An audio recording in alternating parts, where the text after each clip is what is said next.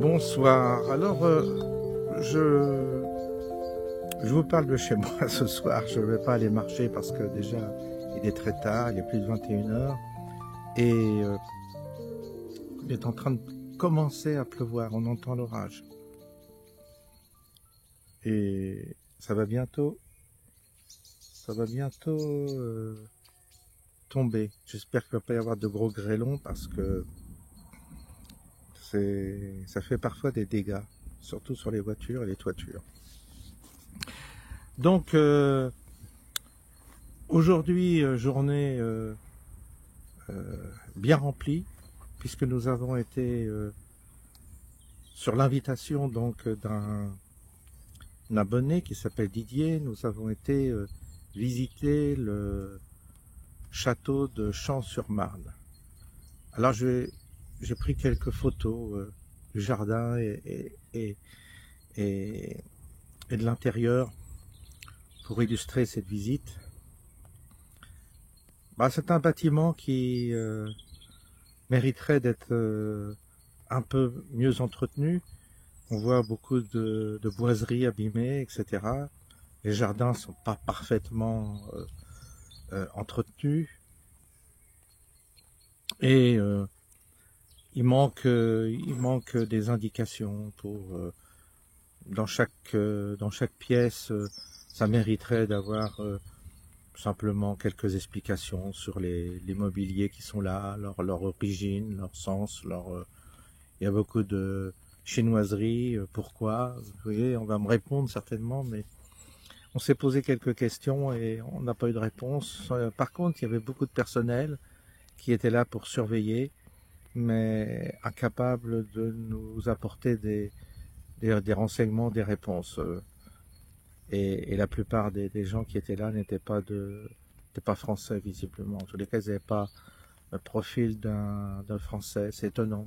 On est dans un château français et il n'y a plus, voilà, il y a des énergumènes qui sont là. Bon, très bien. Bon. Ça fait un peu bizarre. Il n'y avait personne, hein. C'était vide. Donc ça n'intéresse plus personne, visiblement. Le patrimoine n'intéresse plus personne. Alors c'est en pleine banlieue, hein. C'est ça qui est drôle. Et le parc était vide aussi. Tu te dis, merde, un beau parc comme ça en pleine banlieue, ça pourrait attirer des visiteurs ou des gens qui ont envie de se promener dans vide. Ce qui est très bien pour moi parce que quand il n'y a personne, c'est un plaisir de visiter un endroit comme ça. On n'est pas pollué par les réflexions des uns et des autres, souvent qui n'ont pas de sens. Donc c'était plutôt bien de ce côté-là. Voilà, donc journée, comme je vous l'ai dit, bien remplie. Ce soir, j'ai vu que Trump est en majesté. Pardon. Il est rayonnant de bonheur vis-à-vis du succès qu'il a remporté, et je peux comprendre qu'il ait envie un peu de renvoyer un peu balader tous ces journaleux qui ont essayé de le démolir, tous ces gens que j'ai entendus aussi sur les réseaux. Je ne vais pas revenir là-dessus, mais franchement, ça vaut son pesant d'or ce qui s'est passé. Ça préfigure peut-être que des choses peuvent peut-être, comme ça, de bonnes choses peuvent nous arriver finalement. On ne sait pas, on verra. Il commence à pleuvoir là, ça commence à tomber. Donc ce soir, rafraîchissement, parce que là il fait au moins encore 25-26 degrés dehors. Aujourd'hui c'était une chaleur épouvantable, insupportable. Alors, franchement, on était obligé de rester à l'intérieur de la maison au frais parce que là, tu peux pas sortir. J'imagine que si tu vis 2 mois comme ça dans le midi ça n'a pas d'intérêt. Si c'est pour vivre 2 mois d'été enfermé chez toi, les volets clos, je vois pas trop l'intérêt. Et donc finalement, je me dis que finalement quand il fait trop chaud, c'est pas supportable non plus. Voilà, qu'est-ce que j'avais d'autre à dire? Bah tiens, ça y est, les éclairs. Rien de particulier. Rien de particulier.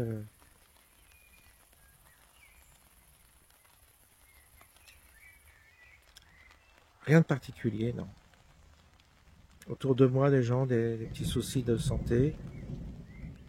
Alors, souvent, je fais appel à un ami qui s'appelle Jean-Pierre pour décortiquer les analyses, les interpréter dans le domaine médical. Donc, ça nous aide parfois parce que on revient d'un IRM, on revient d'un scanner. Tu vois plein de trucs dans un langage abscon, incapable d'interpréter, tu flippes. Et heureusement qu'on a parfois des gens qui justement dédramatisent en nous disant non, non, finalement c'est rien, c'est des mots qui nous font peur, mais en fait c'est rien. La médecine consiste à faire peur aujourd'hui. Et puis on te lâche dans la nature avec des conclusions qui sont illisibles. Parce qu'il y a plus on vulgarise pas le propos. Je comprends pas. Je veux dire, tu devrais traduire dans un langage accessible à tout le monde l'état de l'analyse, en tous les cas donner un point de vue qui soit à notre portée, parce que là, on ne trouve pas. Alors, il y a une espèce de mystère qui entoure ces analyses et on se morfond. Ça, c'est un problème. Voilà, ça tombe. Donc, oui, voilà, quelques images de ce qu'on a visité aujourd'hui, d'un monde aujourd'hui, bien entendu, disparu. C'est l'ancien monde, c'est impressionnant d'imaginer que les gens vivaient dans des pièces comme ça, avec des hauteurs de plafond faramineuses. Enfin, on a du mal à se projeter avec notre mentalité contemporaine. Voilà, voilà, voilà. Eh bien, rien de spécial à vous rajouter, si ce n'est que demain, encore une journée où je me déplace à Provins. Donc encore plein de choses en ce moment, plein d'occupations. Et, euh, et puis, euh, et puis après ça, ben, on va voir. On va voir ce qu'on fait avec. J'envisage de faire une vidéo avec Jean-Marc Sabatier. Certainement on va bien réfléchir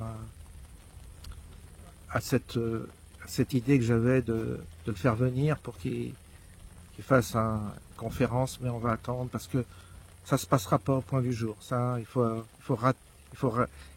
abandonner l'idée du 22 octobre que j'avais préconisé, étant donné que d'après le sondage que j'ai fait, on sera plus de 130, 140, ce qui est quand même un chiffre important. Donc il faut trouver une salle en conséquence. Et les prix de ces salles sont très onéreux, même les salles communales. Donc c'est compliqué. Financièrement, c'est compliqué et je veux pas trop me prendre la tête avec ça, avec l'aspect financier. Donc, et que moi j'ai rien à gagner dans cette histoire. Je veux bien interpeller mes abonnés, je veux bien leur proposer un lieu de rendez-vous, je veux bien motiver les troupes pour aller écouter notre cher ami Jean-Marc Sabatier. Mais j'estime que c'est pas à moi de supporter financièrement. C'est ce qui, malheureusement, les frais que ça va engendrer. Et puis ensuite, ça t'oblige à une comptabilité, tu dois rentrer dans tes frais, tu dois demander même un montant aux gens qui sont capables en plus de dire après, ben, tu te fais de l'argent là-dessus, parce qu'aujourd'hui, se faire de l'argent, il semblerait que ce soit un crime en France. C'est notre belle hypocrisie. Et donc, bah, écoutez, moi, j'ai rien à gagner. Et finalement, je me dis, bah, je laisse tout cela dans les mains de la Providence. je laisse les autres, d'autres personnes éventuellement s'en occuper ou organiser. C'est pas trop non plus à moi d'avancer des frais. Je trouve que j'ai pas trop, j'ai pas trop, si vous voulez, j'ai pas trop envie de me prendre la tête avec ça. C'est compliqué quand même. Donc je vous dis bien que cela, je le laisse dans les mains de la Providence et je pense qu'il y aura à un moment donné une solution qui nous sera proposée. Mais j'ai envie pour cette fois-ci, je me suis dit non, cette fois-ci, c'est pas mon affaire, la finance, les fonds, tout ça, je ne veux pas m'en occuper, c'est pas mon sujet. Et donc on verra si ça se fait ou pas. Je lance des idées, je lance la bouteille à la mer est lancée. Maintenant, on verra qui la récupère et qui propose quelque chose. Moi, j'ai pas les moyens financiers d'avancer. J'ai pas non plus les outils pour organiser, organiser, machin, bidule, voilà. Et c'est là qu'on verra si c'est faisable ou pas. Parce que j'ai remarqué en tous les cas que les gens ont la critique facile, mais quand on leur met en face de leurs responsabilités, quand on leur demande de faire, il n'y a plus personne, c'est désert. Alors critiquer, oui, ça, pas de souci. Tout le monde est ok pour critiquer. Ah, c'est trop ceci, c'est pas assez cela, les gens ils sont ceci, ils sont pas cela. Ouais, bah... Ok, à ce moment-là, faites, organisez. Si vous pensez être plus en capacité de trouver le lieu, d'organiser la sono, l'accueil, les gens, etc., je dirais, bah, faites-le. Hein. Je vous dirais que